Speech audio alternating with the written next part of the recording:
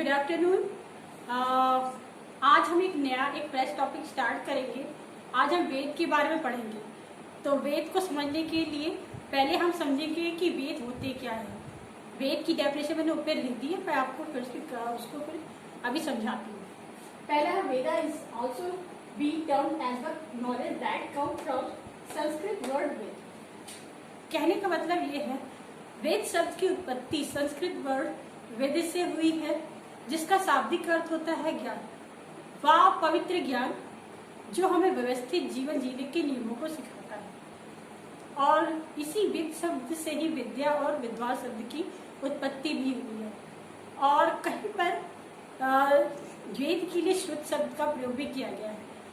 Actually में ये हमारा यह नॉलेज हमारी देवताओं द्वारा बताई गई है, जिससे हमारे ऋषियों ने ग्रहण किया और साथ ही साथ उसे ईयर बाय ईयर, पीढ़ी दर पीढ़ी ट्रांसफर किया और वैदिक युग में इसका किताबों के रूप में संकलन प्रारंभ हुआ। बेसिकली वेदों के 3 भाग होते हैं। पहला होता है कोड, जिसे हम संहिता के नाम से जानते हैं, और जिसमें किसी भी वेद का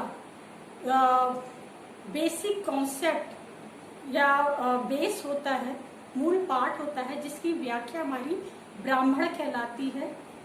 और इसका तीसरा भाग होता है आरण्यक। आरण्यक बेसिकली किसी भी वेद की आखिरी एंड पोर्शंस होते हैं। इसके आखिरी अंतिम भाग होने के कारण इसे वेदांत के नाम से भी जाना जाता है। हमारे आरण्यक से ही उपनिषदों की उत्पत्ति, वैदिक काल में इसका संकलन प्रारंभ हुआ। बेसिकली वेदों के 3 भाग होते हैं, जिसे हम कोड, ब्राह्मण, आरण्यक के नाम से जानते हैं। कोड में हमारा बेसिकली, इसे हिंदी में संहिता कहते हैं, ये हमारे मूल पाठ होते हैं, जिसमें बेसिक कॉन्सेप्ट होता है और उसकी व्याख्या हमारी ब्राह्मण के नाम से जानी जाती है। और वेदों का एंड पोर्शन आरण्यक कहलाता है। वेदों का एंड पोर्शन होने के कारण इसे वेदांत के नाम से भी जाना जाता है। हमारे उपनिषदों की उत्पत्ति यहीं से हुई है। हमारे उपनिषदों की संख्या 108 है। और अब बात करते हैं वेदों के प्रकार की। तो वेद मूलतः 4 प्रकार के होते हैं: ऋग्वेद, यजुर्वेद, सामवेद और अथर्ववेद। कहा जाता है ऋग्वेद, यजुर्वेद, सामवेद, इन्हें त्रयी के नाम से भी जाना जाता है। ऐसा इसलिए क्योंकि ऐसा माना जाता है, इसे अग्नि, वायु देवों ने तपस्या करके इसके ज्ञान को प्राप्त किया था। इस कारण इसे त्रयी के नाम से भी जाना जाता है। हमारी चौथे ग्रंथ अथर्ववेद, इसकी रचना ऋषि का श्रेय हमारे ऋषि अथर्व को दी जाती है। और अब बात करते हैं ऋग्वेद के बारे में, आगे जानते हैं। इसकी रचना हमारी 1800 to 1100 BC में हुई थी। बेसिकली ये हमारे प्राचीन काल के यायावरी समाज की व्याख्या करता है। इसके सबसे ज्यादा प्राचीन वेद भी यही है और साथ ही सबसे पहला वेद भी यही है। इसमें टोटल 8 मंडल होते हैं, जिससे 1028 सूक्त होते हैं और साथ ही साथ 1600 वर्सेस होते हैं। वर्सेस हमें श्लोक को कहते हैं, ठीक है। और अब बात करते हैं इसके उपवेद की। हमारे ऋग्वेद के उपवेद को आयुर्वेद के नाम से जाना जाता है। कह सकते हैं आयुर्वेद का जन्म ऋग्वेद से हुआ है। साथ ही धर्म के नियमों की या व्याख्या भी करता है, या गद्य फॉर्म में हो। इसमें टोटल 10 मंडल है, जिसमें से 2 से 8 मंडल हमारा वंश मंडल के नाम से जाना जाता है, जिसमें शास्त्रों का जिक्र मिल जाता है। और साथ ही साथ 10वें मंडल में हमें वर्ण व्यवस्था की जानकारी मिल जाती है। और अब बात करते हैं धर्मशास्त्र, थियोलॉजी की। तो हमारे धर्म की चर्चा, जैसे कि मैंने अभी बताया कि धर्म की चर्चा में कहाँ मिलती है, ऋग्वेद में मिलती है। तो ऋग्वेद से हमारे धर्मशास्त्र की उत्पत्ति हुई है। अब बात करते हैं यजुर्वेद की। 1100 to 800 BC में इसका ये आया था अपने करंट फॉर्म में। और अब बात करते हैं इसमें क्या है। बेसिकली इसमें यज्ञ के नियमों को बताया गया है। ये भी साथ ही साथ हमें किसी यज्ञ को कैसे करना है, किस तरह से करना है, ये सारे नियम हमें यजुर्वेद में मिलते हैं। 1875 verses mostly taken up from the Rigveda. इसमें टोटल 1875 वर्सेस होते हैं, जिसमें से अधिकांश हमारे ऋग्वेद से लिए गए हैं। इसमें बेसिकली हमारे धर्म की चर्चा हुई, धनुर्विद्या की चर्चा इसमें हुई है, जिस कारण धनुर्वेद की उत्पत्ति हमारी यजुर्वेद से मानी जाती है। अब इस चीज को कैसे याद रखना है, छोटी सी कहानी अपने दिमाग में बस याद रखने के लिए। जब यज्ञ होता है तो उसकी सुरक्षा के लिए सैनिक तैनात किए जाते हैं। तो एक दिमाग में बैठाइएगा कि हमारे ऐसे सैनिकों को यज्ञ की सुरक्षा के लिए लगाया गया जिनको तीरंदाजी में बेस्ट थे, उनको लगाया गया। और तीरंदाज को बेसिकली हिंदी में क्या नाम उस जमाने में धनुर्धारी के नाम से ही जाना जाता था। तो इस तरह से धनुर्वेद यज्ञ की रक्षा, तो यज्ञ किस में है, यजुर्वेद। इससे एक तरह से थोड़ा सा रिलेट करके याद रखेंगे इसको। और अब बात करते हैं मोक्ष शास्त्र की। अब एक बात हम समझते हैं, हम कोई अच्छे काम क्यों करते हैं, ताकि हमारे ईश्वर खुश रहे, हमें आगे मोक्ष की प्राप्ति हो सके, कम से कम क्या स्वर्ग की प्राप्ति हो सके, है ना, इसीलिए तो करते हैं। तो पहले के जमाने में भी यही होता था, खुद को मोक्ष की प्राप्ति के लिए यज्ञ किए जाते थे। और कभी कभी सभी राजाओं पे भी धान जमाने के लिए भी किए जाते थे। तो इसलिए और बहुत सारे कारण थे।